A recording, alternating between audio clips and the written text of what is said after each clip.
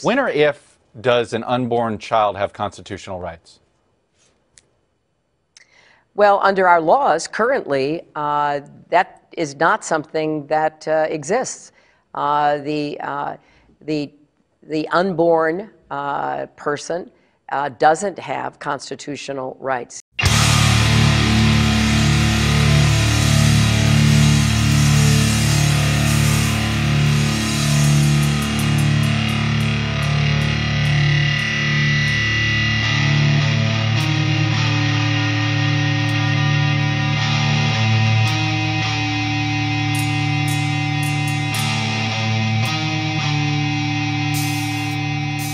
A woman is about to give birth. She has physical signs that she is about to give birth.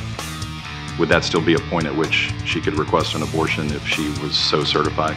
She's dilating. Mr. Chairman, that would be a decision that the doctor, the physician, and the woman would make. I understand that. I'm asking point. If your bill allows that. My bill would allow that, yes. The infant would be delivered. The infant would be kept comfortable. The infant would be resuscitated if that's what the mother and the family desired, and then a discussion would ensue between the physicians and the mother. Let's be really clear about what we're talking about here. We're talking about fourth trimester abortion, or what anyone in the normal world calls infanticide.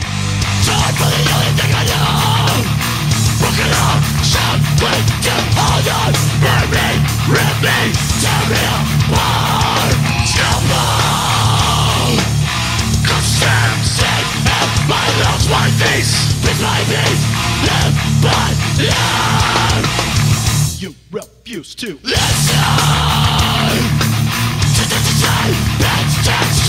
It's a full-blooded of lies with closed eyes. Ignorance leads through my shirt tonight. I was flesh, I was blood. I had thee.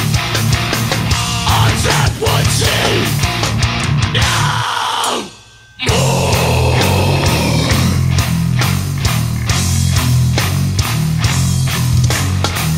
Someone was denied. Someone was denied. Who's right to kill? Who's right to murder? Who's right to kill? Who's right to murder?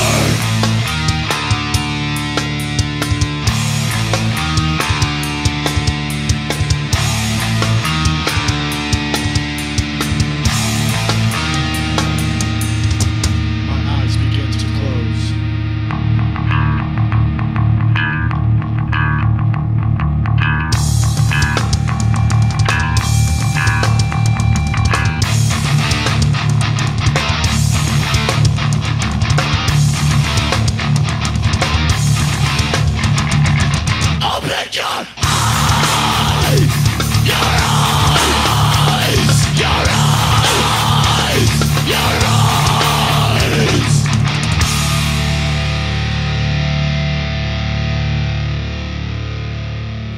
This place fancies itself the world's greatest deliberative body, but we would be deceiving ourselves if we ignored the biggest debate that's been happening in America over the last 36 hours. A public elected official, the governor of one of the 50 states, has been defending a practice that is morally repugnant. The governor of Virginia has been defending a practice that is repugnant to civilized people across the entire world. Here's just one of the ugly nuggets from Ralph Northam, the governor of Virginia. Quote, "If the mother is in labor, the infant would be delivered. The infant would be kept comfortable. The infant would be resuscitated, if that's what the mother and the family desired. And then a discussion would ensue between the physician and the mother." Let's be really clear about what we're talking about here. We're talking about fourth trimester abortion, or what anyone in the normal world calls infanticide. That's what we're talking about. And the governor of Virginia has been defending this all day yesterday and again today. going out and trying to equivocate and qualify, and then double down and again say he wants to defend this practice, which is infanticide. Let's be clear what we're talking about. We're talking about killing a baby that's been born. We're not talking about some euphemism. We're not talking about a clump of cells.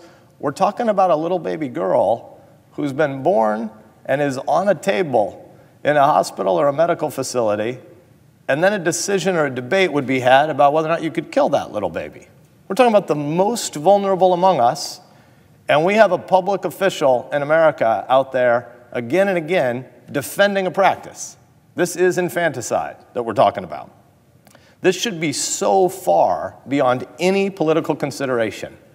We're talking about a little baby, a baby with dignity, an image bearer. We're talking about a tiny life that has done nothing wrong to warrant being left to die cold and alone on a table. Everyone in the Senate ought to be able to say unequivocally that killing that little baby is wrong. This doesn't take any political courage. And if you can't say that, if there's a member of this body that can't say that, there may be lots of work you can do in the world, but you shouldn't be here.